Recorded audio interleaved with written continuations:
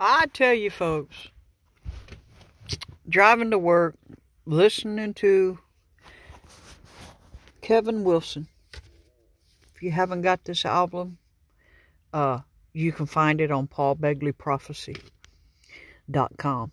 It is a pretty impactful CD. I think he's a very talented musician. He's not the only musician I listen to. I listen to a whole genre of people. But I'm thinking about things, and I watched Appalachian Homestead with Patera, her video yesterday about feeling abandoned. And I'm looking at everything going on in the country, and I'm hearing the news, and I'm watching the news, and it just astounds me, the idiocy that people are displaying who get paid 3, 4, 5 times what I make a year. Where if I made one of these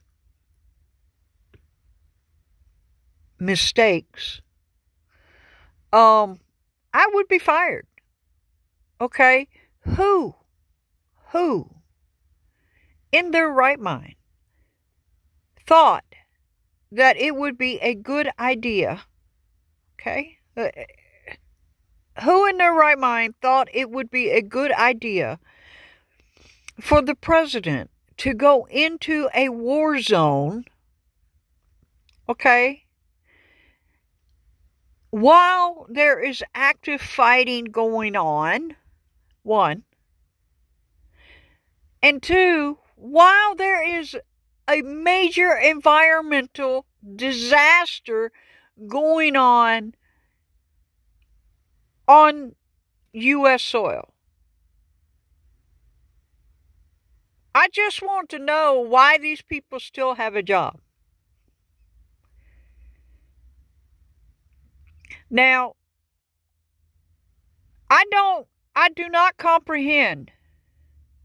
I honestly do not comprehend how these congressmen can sit up there and say no to federal emergency help for Ohio and Pennsylvania. And yet, within the hour of them stating that, give another $584 million to a foreign country that honestly is not even in NATO, for 1, and for 2, we have no alliance with. Can someone please wake me up from the lunacy that is going on in this country? Because it's obvious to me that the only way we're going to fix things is to start at our neighborhood level and work from there.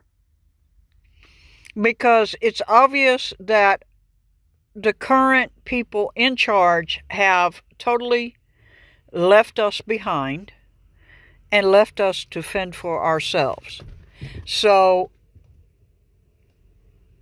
we're going to have to do it ourselves.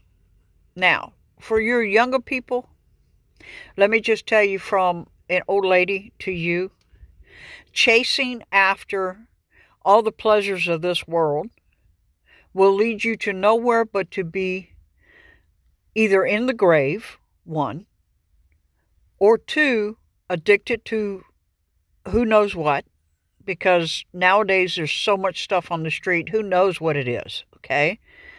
Or number 3, alone with physical impairments such as deafness, blindness, inability to walk, inability to talk, inability to wipe your own butt. Okay? I understand some people do go down that route of addiction because of so much pain that they have inside. But, and I've been there, okay? Which is why I can say that I totally understand it. But that leads to nothing but to be alone. Because what happens is the people that you care most for, you will end up pushing them away, or they will give up on you and write you off as a lost cause. So, losing yourself in those pleasures is not going to fix the problems. Unfortunately, you have to face those problems. And I can tell you that there are days where you're going to sit there and you're going to come up against things, and those things are going to seem like it is going to totally destroy your world. But these are the things that we have to walk through to make us stronger. And these are the things that bring us to our knees so that we find the truth. Now, I do not understand why our government has totally turned against the American citizen. I don't understand it. I do not think that overthrowing the government is the answer. I do not think that rioting in the streets and destroying private property is the answer. I think how we do it is we ignore their rules and we go back to the truth. And the truth is the Constitution and the Bill of Rights. I think we turn off our TVs, we turn off our internets, and we go back to our neighborhoods, and we go back to everyone raising the children in the neighborhood. We go back to everyone protecting those children and teaching those children values. We go back to what made us strong. Because the path that we're on right now leads only to two different things. One is war and destruction. Two is absolute chaos. You thought the Wild Wild West was bad. You'll have people shooting each other in the streets over nothing. So the only way that we change this is to begin taking care of our families and our neighbors and our neighborhoods. And slowly let that become a movement. Do I think this is going to happen? Probably not. But what you should do is you should do what you can do. Even if it's nothing more than giving a sandwich to a person that you know is homeless and hungry, then do that. Do that. One kind act reverberates across millennia. You might not see it in your lifetime, but if you live as long as I've lived, that kindness comes back to you later in life. So that's all I have for you today.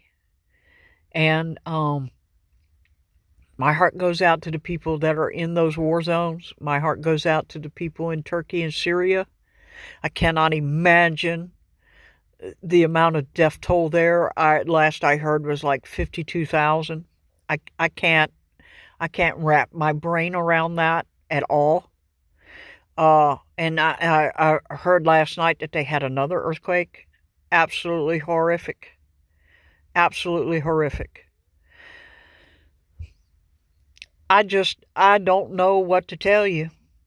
If you are young and looking at this and you have no direction, only thing I can tell you is go open a Bible. Go open a Bible and read Revelations. because that's what's playing out right now in front of us. And we as people need to reach out to each other and start loving each other instead of looking at sexual orientation, racial divide, the color of our skin, the slant of our eyes. That's minuscule. Dr. Martin Luther King said it best. I pray for a world where people are not judged on the color of their skin, but on the content of their character. Think on those words, because those were very wise words. Bicycle.